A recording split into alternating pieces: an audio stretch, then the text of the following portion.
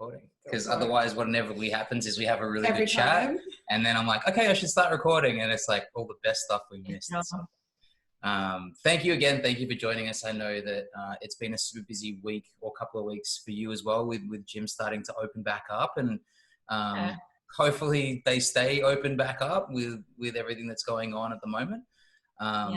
But yeah, I guess my motivation for sitting down with you and getting in touch is really twofold. I guess obviously, sort of like I mentioned, the first reason is as obvious as the girl sitting right next to me. And the second reason is more so that I seem to find myself at a point in my life where a lot of my friendship group, very fortunate for us, are also about to have their first kid. And a lot of them I do train as clients. And I think that there's, a lot of trepidation and hesitation on behalf of a lot of trainers, especially men, when it comes to dealing with and training women through pregnancy and postpartum. And I like to think that I'm a little bit beyond feeling like I train women like they're just smaller men. So I feel like I'm a little bit better than that, and currently doing like my birth fit certification as well, which has been super interesting. But I just love to get a little bit more of an insight into what, you do see as some super common, what would you call it? Ailments, encumbrances that do accompany pregnancy. Just unique challenges. Yeah. Changes. On a training front. And also I think in particular that immediate postpartum period too. I think from a nutrition perspective, we've actually had a few, new clients come in that just want to refresh on their program, and they tell you they're only 4 weeks postpartum and they're looking to get straight back into training and that sort of stuff. So would love to go the long way around and kind of touch on all those points. But yeah, if we want to start, I guess at the beginning, like how did you get into this field? How did you get to what you're doing today as your main focus? Well, I did an exercise science degree originally, so that was a good 20 years ago now. So I did strength and conditioning for like the first decade, and then I did clinical rehabilitation for a long time. So I was doing a lot of back pain, joint pain, pre and post surgical sort of programming. And I was dealing with a lot of hypermobile clients anyway. So that's when they're way too flexible at the joint. And that can create issues of stability around the shoulder, the back, that kind of thing. So when I got pregnant, and I had that kind of knowledge anyway, I just realized that pregnancy mimicked a lot of those symptoms in terms of joint laxity and those kind of issues. So when I got, so I was okay through my pregnancy because I knew what to do. But postpartum, I just realized that there's a lot of confusing information out there. You start to go down like a rabbit hole on Google if you start looking in terms of what's right and what's wrong, and what to do, what not to do. The best people in the world have got opposing views, and I just thought, wow, okay, I need to really get into this myself. Everyone. Absolutely. Yeah. And everyone's got, evidence-based research to back it up. And so I decided I needed to have a look for myself and start doing some stuff on my own, because the fitness stuff that I was doing wasn't working very well, and kind of created my own little program and gave it to my mother's group and gave it to some of my clients, and then they were like, hey, I don't leak anymore. And I thought, hey, that's cool. So just kind of grew from there. Awesome. Yeah. Cool. Beautiful. What are, I guess, some of the more common complaints that you tend to hear, I guess, during pregnancy? Because I don't really have your, I guess, experience as my surrounded knowledge. But I think there was even a little bit of uncertainty where you felt that you'd be a lot more kind of mobile and able to train long-term during pregnancy a little bit more than you were able to. Yeah, I had completely different thoughts coming into this. As like a current national champion weightlifter and active CrossFitter and being so embedded in health and wellness and the fitness communities, I was like, right, I know things are going to change. I don't necessarily expect to keep training at this level, but I expect to train all the way through my pregnancy, and didn't, I think, expect issues to crop up as early as they did, which is maybe why they cropped up as early as they did as well.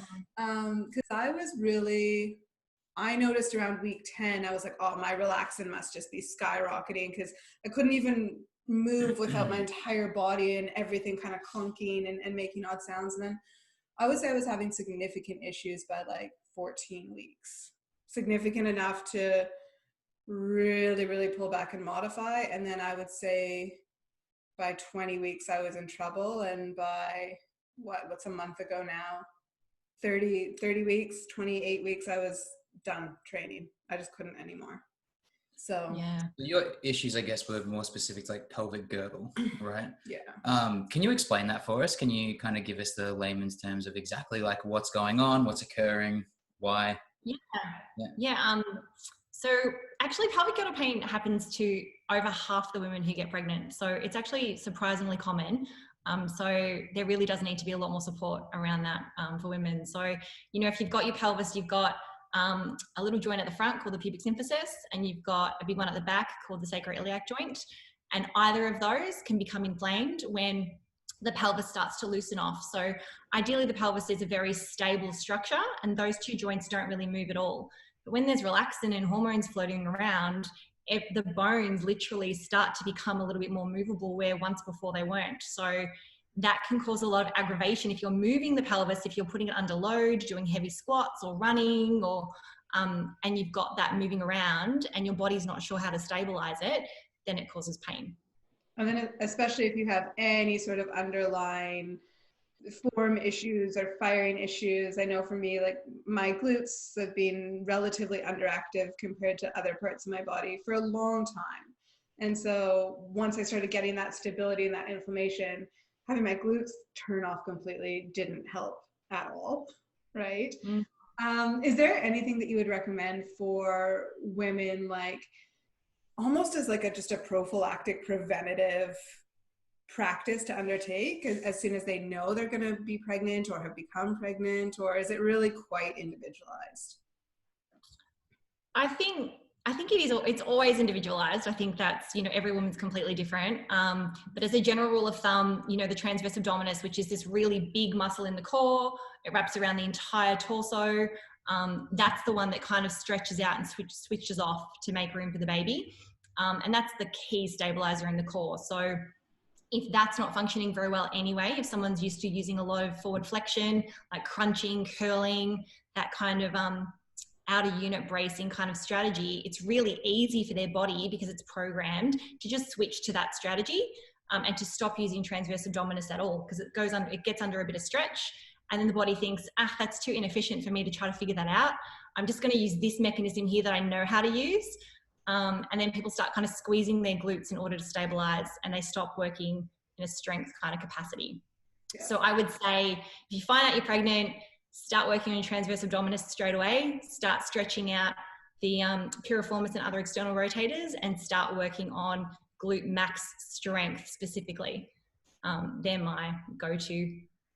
Any specific? Is that too technical? Just reeling out the anatomy. What does that look like in terms of like actual like functional movement, I guess? Yeah. So, you know, the recommendations for exercise is that you don't lie on your back and exercise post 16 weeks.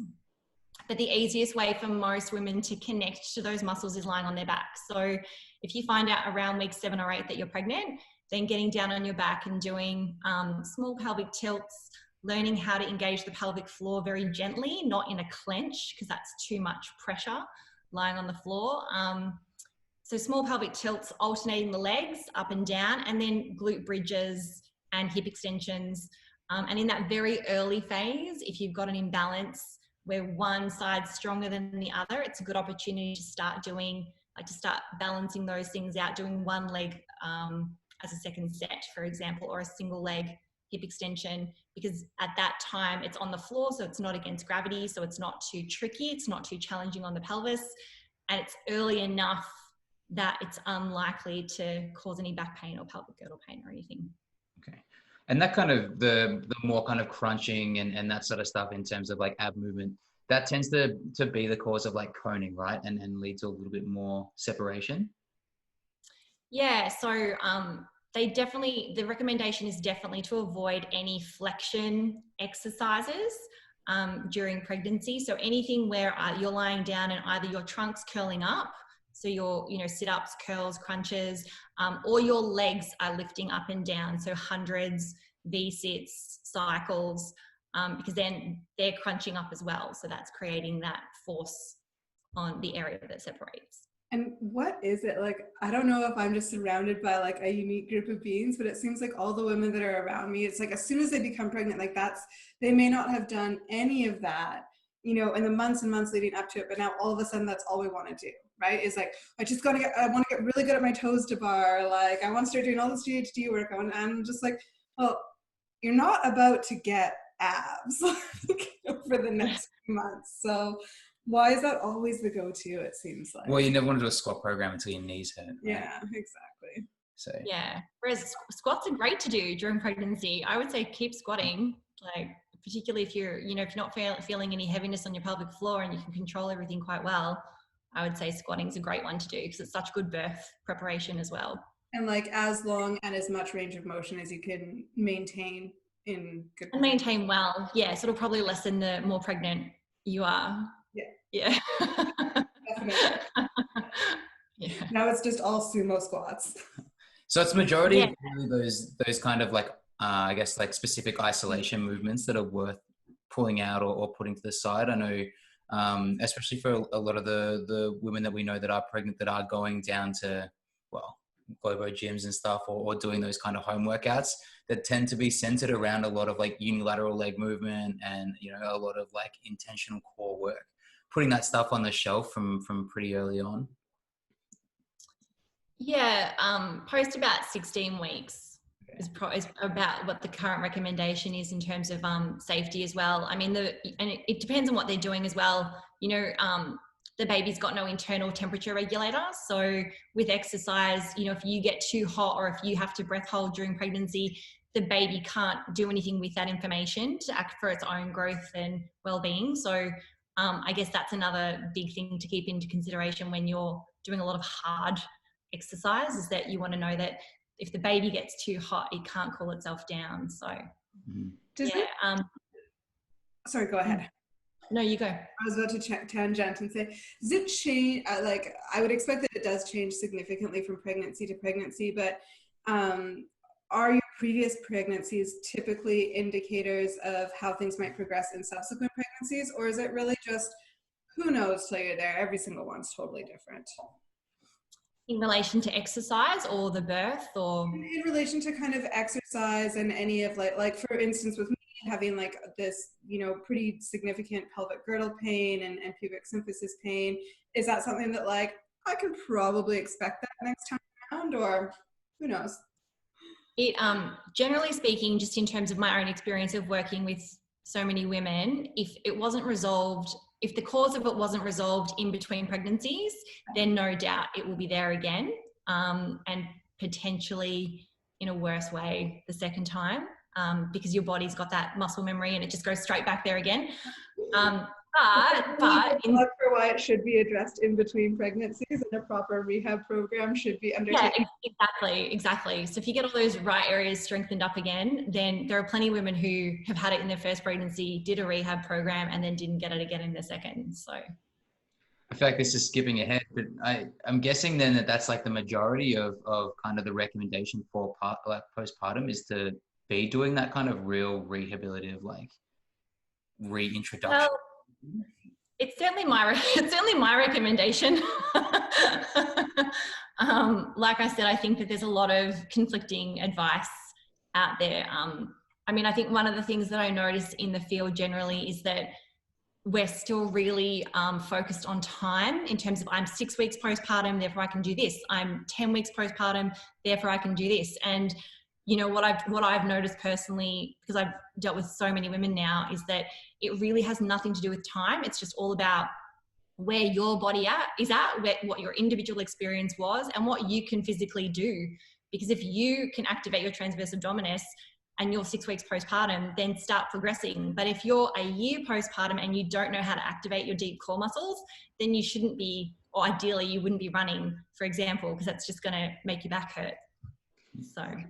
And that's, I mean, there's just so many factors and variables that go into that, right? It's your state pre-pregnancy, it's that pregnancy experience. It might be related to like how much weight you gain, whether or not you're carrying multiples, what L&D was like, whether you were surgical or not, right? Like there's just so It's kind of like with nutrition for us. I feel like where I get a client who's like, oh, well, I talked to this person and they're on this. So like, I'm worried. Why am I eating so much? It's like, but you're literally apples and oranges. Like you can't. Yeah, exactly.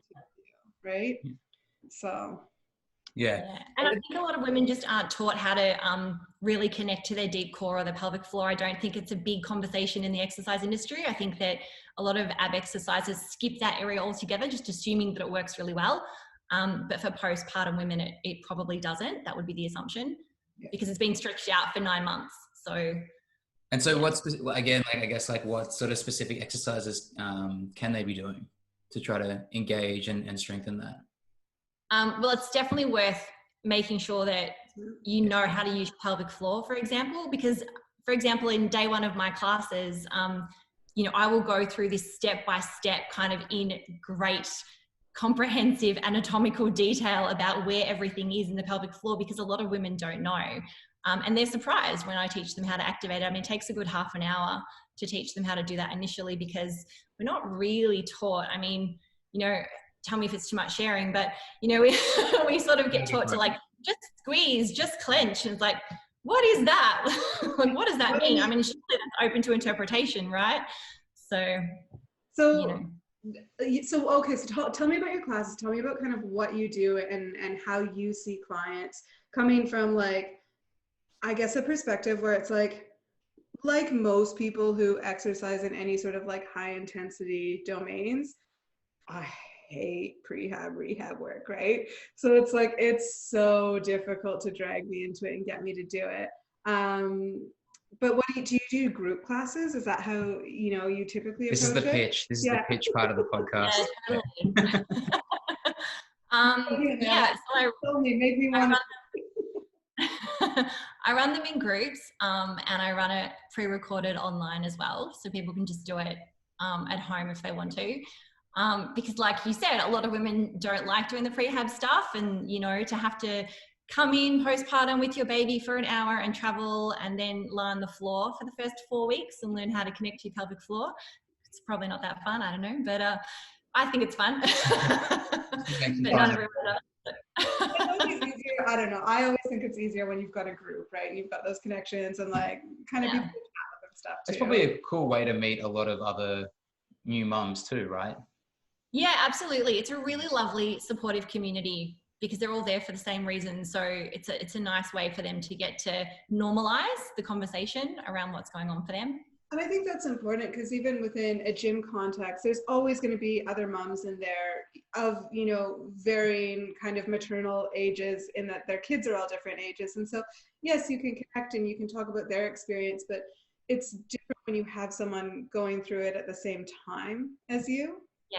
Right. And I think for me, so much of the struggle that I've had in essentially, like, it was my 33rd birthday. We moved into a new house. My dog had this massive seizure the night before, and I really flared up my existing issues. And after that point, it was like, I can't train because I literally cannot pick up a bag off the bench and put it on the floor, because that much kind of core stability and rotation would just leave me in agony. And I think for me, the hardest part is like, pain is pain, but like the emotional hurdle that it has been in getting to the point of like, well, everyone else can train through this. Everyone else exercises to the end. Everyone else at your level, like, no one has to take this time off unless they're on bed rest. So why can't you do it? Right? And not having anyone, and I'm sure there's tons of women around me who have been through certain things, but not having anyone going through it at the same time that you can connect with and discuss that with is like, I think that's been the hardest part. Why are you laughing at me? It all comes to the surface. He's like, yeah, and I think what the problem's been for the last month.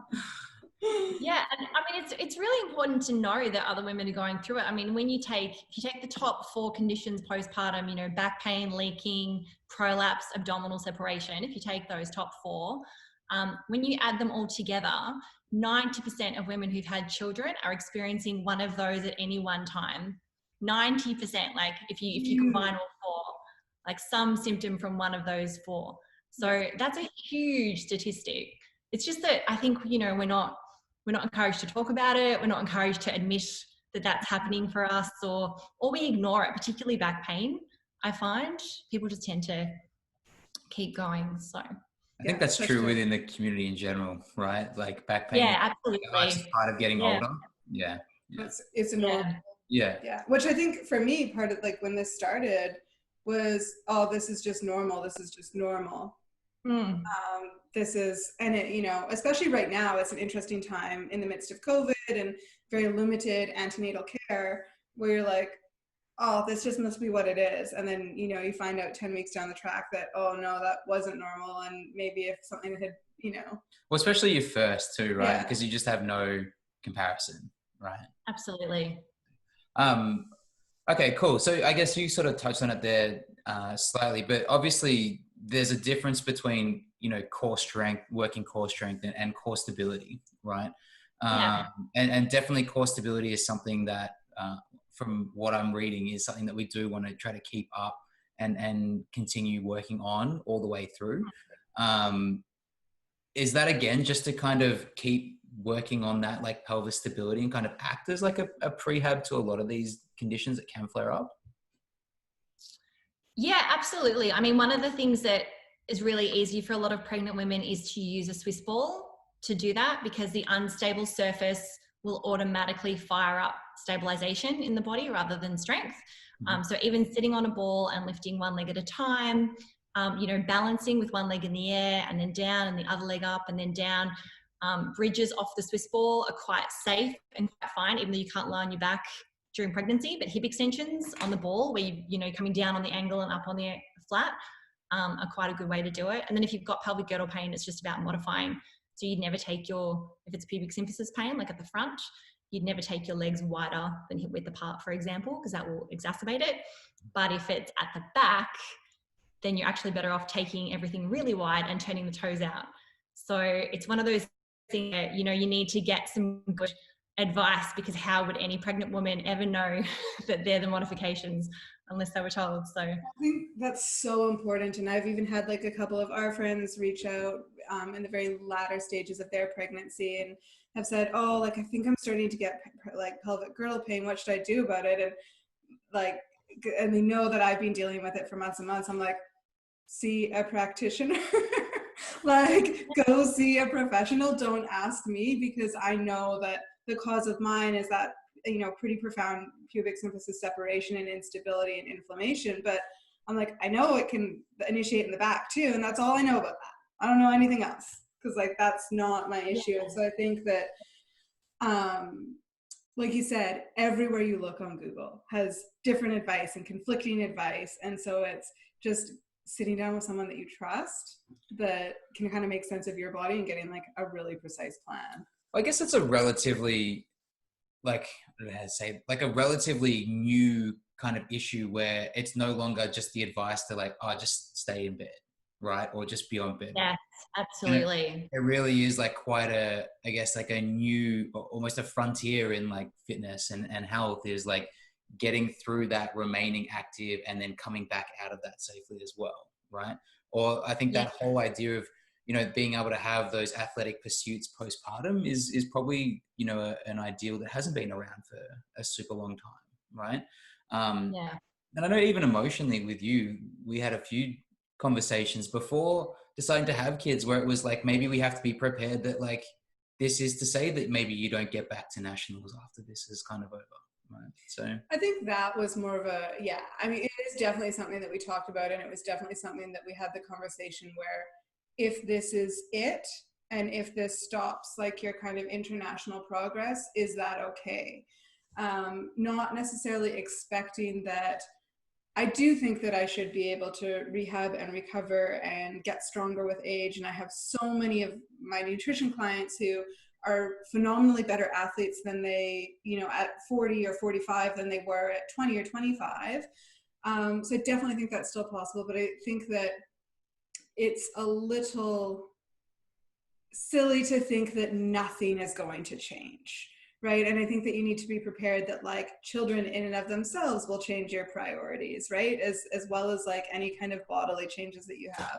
And so it's that combination, as opposed to like, oh, you'll never be able to do it again. right? It's just like, oh, well, you might not be able to train 4 hours a day.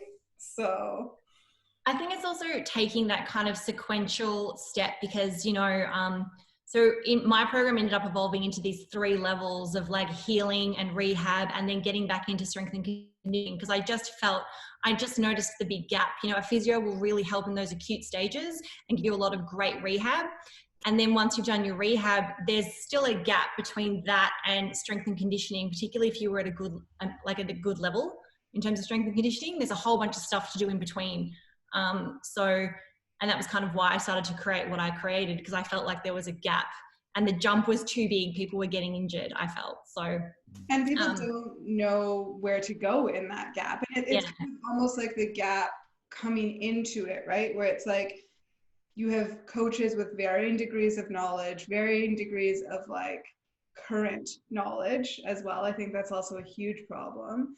And yeah, so it just seems like there's big blind spots that are missed, like you said. So. Yeah, absolutely. And it's not from any, everyone wants to do the best job. No trainer wants to do a bad job with their client. It's just that if you don't know, you don't know. So. And when even the clients don't know that there's a gap there as well, right? Yeah. Well, that's like what you said before. If you don't know how to clench or what clenching feels like, and I'm telling you, make sure you're clenching and you're saying you are. Yeah. Like, you know, there's. Yeah. I guess I think my biggest fear with Kat's return to sport is that after childbirth, like a 20-minute WOD is just nothing. It's just like dusting away even more than she usually does.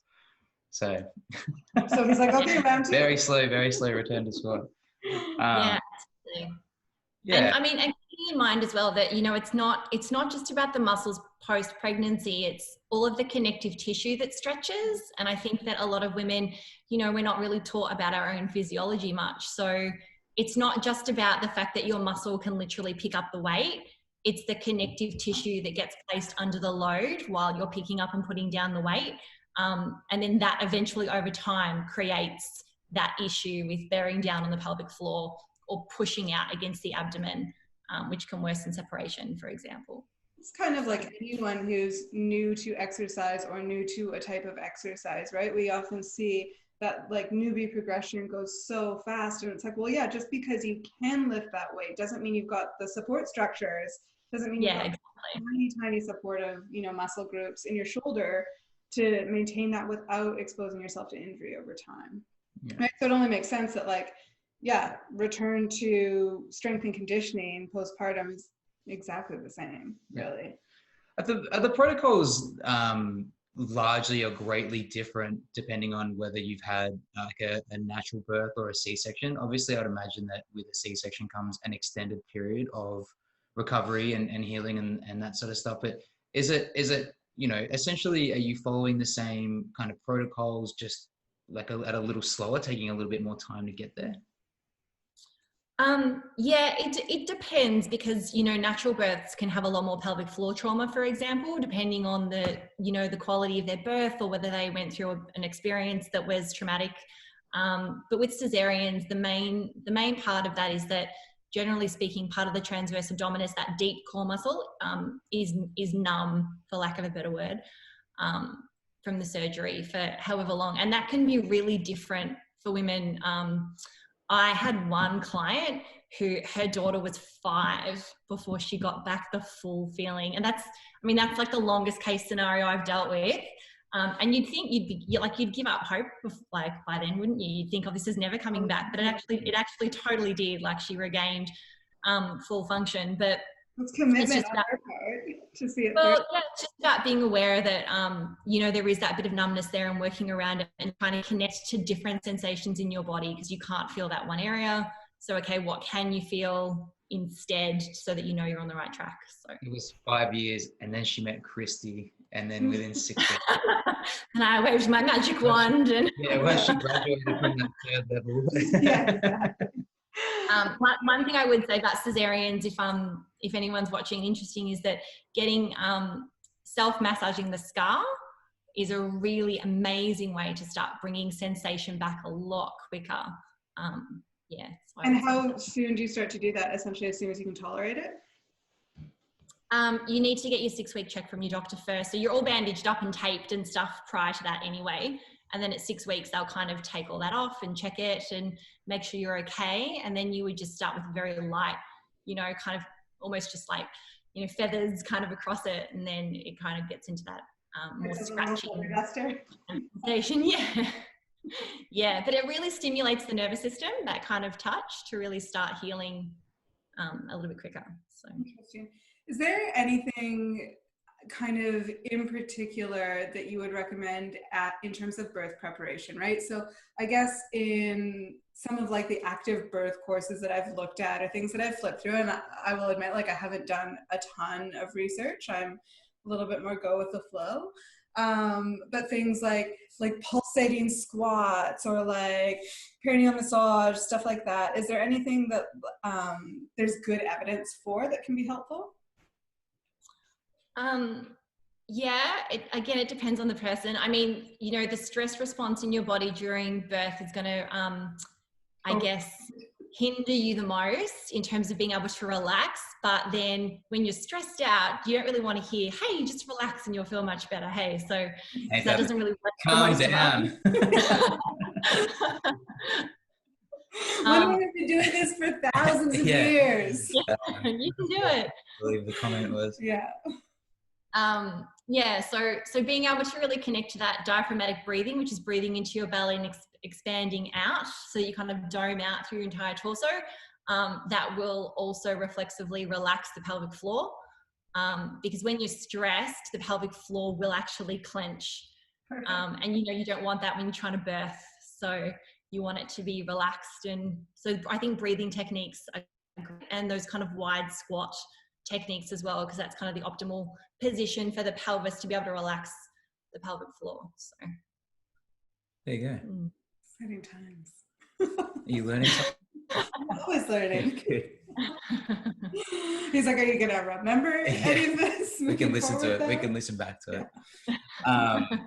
Yeah, I think it's fascinating, and I kind of said this a lot, like, I guess through the whole pregnancy, but it's very interesting to be on this side of it and to experience it without actually having to experience any of it, you know? Like, does that make sense? And so I think it's interesting to sort of, well, it's a challenge to kind of understand conceptually what's going on, but to not be able to relate to like what that exactly feels like. And I think that probably is where a lot of that hesitation or nervousness tends to come from with, you know, male trainers when it does come to pregnant clients and postpartum clients, is that there isn't that relatability there. You know, if someone's rehabbing from a shoulder issue or a back issue, like I know exactly what they're feeling, right? I know exactly like where they need to be trying to re-engage and stuff like that. But yeah, it's very, I find it super interesting. I think it's also like you're dealing with a lot of different factors as well. Like you're dealing with the actual like physiological changes that are going on, maybe say like in terms of like connective tissue and muscles, but then also kind of like your cardiac output and stuff being affected, and then like the emotional contextual situation too, right? Yeah, absolutely. And you know, whatever fatigue the woman's experiencing, I mean, everyone's different. Is their baby sleeping? Yeah. Are they getting support at home? Are they eating well? There's a whole bunch of other factors. Yeah. And then like the hormonal fun. Also. I mean, I guess balance is a huge one to be still working on too, right? Because your whole center of gravity is constantly changing over the greater part of a year. And then all of a sudden like changes back, right? Yeah, well, I don't know if it's all of a sudden changes back, but it'd be lovely. Starts working back the other way. Yeah. Yeah, well, it is kind of interesting that you say that, because I think what I find, and I work with the women who have obviously got an issue when they come to my classes or courses, so I'm seeing that particular part of the postpartum population, but it's interesting because develop compensational strategies during pregnancy, and then if they don't untrain them, the compensation will remain, whether their baby is 1 or 5 or 9. They'll still be kind of pushing their belly out, clenching their glutes, you know, dropping their chest, like anything to kind of avoid having to use what they didn't use in pregnancy and therefore don't know how to use now. So I think, yeah, like an assessment of the individual woman, and then being able to undo those compensations is quite important. What would be the number one kind of issue that you see? Is there a standout, like most common ailment postpartum? Well, like I said, like those 4 combined are like 90%. Yeah. Of women, and if they've got one, generally they've got at least one more. Is my experience. I would probably say leaking, actually, and only because so many women think that it's normal to leak after pregnancy. Like, oh, I've had kids, this is now my future. And so a lot of them don't get any assistance with it for a long time. Or they leak when they sneeze or cough, and then they don't consider that to be leaking. So you've really got to kind of... episodic. It's only when it's triggered. Yeah, like, is there anything wrong with your pelvic floor? No, it's perfect. Do you leak when you sneeze or cough? Oh, well, yeah. You know, so yeah. it's a whole paradigm shift there for educating women that they can have help with that kind of thing, and it's not, you know, normal, even though it's common. So yeah, I'm only laughing because I've had like 2 leakage episodes in my pregnancy, and both were dog related. Our dog has very special needs, but both times she like had a seizure, and I was sitting cross-legged on the floor with her in the middle of the night. My bladder was full. I hadn't peed in a long time. Like 20 minutes. Yeah, like 20 minutes. Like pees, and then I had a little bit of leakage. I just remember the first time it happened. I'm sitting on the floor cross-legged, like half naked, with this dog who's got slobber and stuff all over her, and I just look up at Ben, and I'm like, I just peed myself. So I think we're fairly aware in here that it's maybe not something that we're going to ignore. Yeah. But I guess that's encouraging too, right? To hear that, number one, like we said, that it is super common, but number 2, that there's like a remedy for it, right? And it's not just like a foregone conclusion. Yeah, absolutely. And I've actually found that leaking is probably one of the easiest things to rehabilitate postpartum in terms of the length of time that it takes. You know, diastasis recti, abdominal separation, that can take quite a long time. Like, it can take up to a year if you've got a really big one. Prolapse can take a long time. You know, back pain, there's so many different factors that interfere with that. So it can take a long time too. But leaking, I find, is actually very straightforward. So hopefully, I hope all women can know that there's an opportunity to do something about it rather than deal with it. So what's the recommendations, both kind of like within the medical world, and that you would say are your recommendations? Because for us, like, we've had no antenatal care during COVID, and from what I've heard, we're not going to have any postnatal care as well if everything is normal and kind of as expected. So when do you need to be seeing your doctor for checkups? When should you be seeing a physio or other fitness professional to kind of move yourself back towards that return?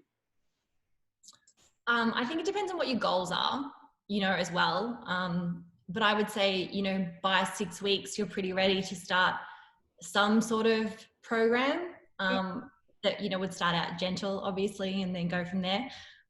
You know, this country, regardless of COVID, I mean, we've got an amazing healthcare system, but it's not set up. It doesn't have enough resources to individually take care of everyone in the public system in terms of seeing someone for pelvic floor health. So we don't get that anyway. Like, when I had my baby, I got given a A4 sheet of paper with some diagrams on it for exercises, and it was literally my background, and I still had to kind of study it for 15, 20 minutes to figure out what it meant. So like IKEA, there's no instruction.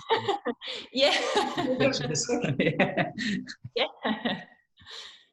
Yeah. So I think that women need to be, I guess, find an individual practitioner themselves and take that on themselves a little bit. So kind of in that like 4 to 6 week mark. 6 weeks. To help you. 6 weeks generally, because prior to 6 weeks, you know, you've got a newborn. Most women are trying to establish feeding patterns. Most women are trying to figure out sleeping patterns for their baby, and therefore when they get to sleep. And not much can go wrong prior to 6 weeks in terms of if you just leave your body be for 6 weeks. It's not a dangerous time to leave it or anything. It's not like, oh, if you had addressed that 2 weeks earlier. Exactly. Yeah, no. Okay. So I guess people looking for that kind of practitioner, where can they find you? You're on Instagram, right? And have I been seeing like some TikTok videos as well? Yeah, I've totally gotten onto TikTok. TikTok's like the Me bomb too. now. The mums have taken over TikTok. Yeah. Like Yeah. it is crazy funny. So yeah, so it's the postpartummethod.com. And I'm actually launching a brand new version of my program in August. So all that for him. Yeah. So you heard it here first. yeah, you did. Awesome. All right. Well, thank you very much for taking this. Do you have any other questions? No, I mean, there's always questions, but I think I'm pretty settled for the moment. So they will be coming. But yeah, I'm sure there will be some follow-up. But yeah, thank you so much. And what I might do is, if anyone does have any questions or anything else, I can either send them your way, or if there's a few like super like reoccurring questions, maybe we can just jump back on and do like a follow-up Q&A kind of session. Yeah, cool. Awesome. Sounds good. Thank you so much, Christy. All right, pleasure. Enjoy the rest of your week. You too. See ya.